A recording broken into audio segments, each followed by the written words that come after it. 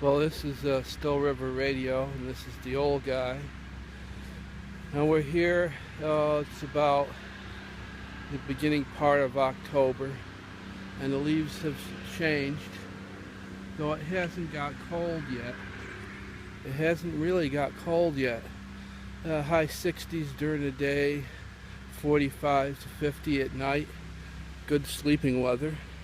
And, well, we're brought to you by the National Liver Council.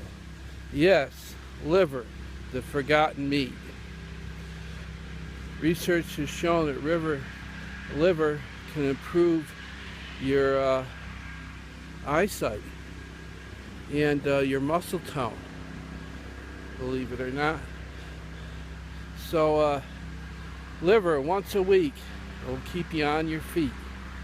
And we're also brought to you by Geezer Gear Incorporated. Yes, for you geezers out there, it's leaf peeping time, and you need those plaid pants with the white belts, you know, the high riders, and really squeaky shoes, and those really silly hats all the leaf peeper geezers wear. And well, they're out there. And you see these old geezers in young guy sports cars, that they've spent over half their retirement money in restoring these sports cars, and they ride around with silly hats, these tam o' shanters and things like that, with their white dog, puffy dog in the car, hoping to be somewhere in the recesses. They're hoping to be a chick magnet, but it isn't going to work. I know emotionally and mentally we never get older than 17. So there's these 60, 65 plus geezers out there thinking they're 17 again, which could be a good thing. I don't know. And well, fall is seen by a lot of people. There's a lot of fall is a very mystical, spiritual time, and also some people see it as a time of a dying. The leaves dying, the colors changing, the beauty in the passing, in the hope of rising again. And other people, this is the time of romance, the time of the moon dance, the full moon, the harvest moon. And June and spring is the time of matrimony and romance. But fall is the time when it hits people when they least expect it. And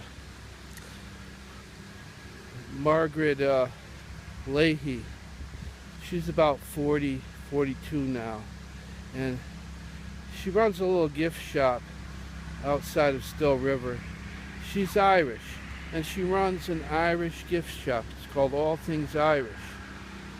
And don't be in a hurry.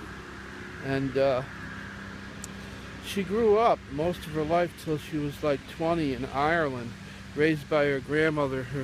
Her mother died early on when she was a little girl, and her grandparents took her on. Her father was a coal miner, an Irish drunk, and he died of drinking too much in bar fights.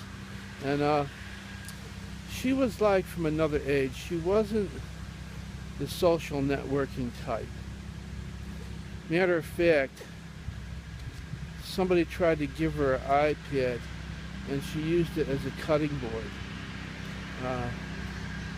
She thought it worked fine. And well, trying to get in a little sunlight here. She goes out from her shop to the park in the center of town, the green, and sits on the bench for lunch and eats her sandwich. And she's sitting there on the bench and under a big old horse chestnut tree. And if you've ever seen horse chestnuts, they're big and they're heavy, and they have this big greenish brown thick leather-like covering around them with these little, like rose-like spikes on them. And they're falling from the trees every so often. And she's sitting there on the bench in the gazebo.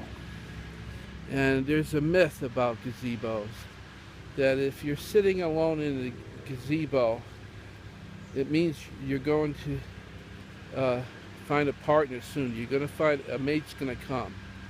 It's an unurban myth. And so she's eating her sandwich. She finishes her lunch and she's reading her Harlequin novel. And about 50 yards away is a garden, and Elwood Heinschlager is working in the garden. He works for the City Parks Commission, and he's a sort of a non-social type too. His father was Swedish and came over around the 1920s, and he had a little farm called Harold's Really Free-Range Chickens, and they just let the chickens loose basically, and you have to catch them yourself and take them home, and you have to defeather them and clean them and cook them yourself, and very reasonable price, but it's the best chickens you'd ever eat. Well, Harold's there working on the town flower garden around the fountain in the park, and she steps out and a chestnut comes down and bops her on the beam. She staggers in a little circle, seeing stars whizzing around her head, and falls down. He sees this and comes running over, and she's laying on the ground looking up, and things are spinning, and he's looking down at her, kind of unfocused. She's unfocused human shape looking down at her, and the stars swirling around her head turn to little, like stars, little colored stars, little stars going around her head, and then they turn to hearts, and it's hearts and stars. Then they turn to hearts, and he gets clearer in her vision, and he says, "Are you all right? Are you okay?" And she smiles, looks up and says, "Yes, I'm fine." He says, "Well, hold on, you think you can get up? I'll help you up."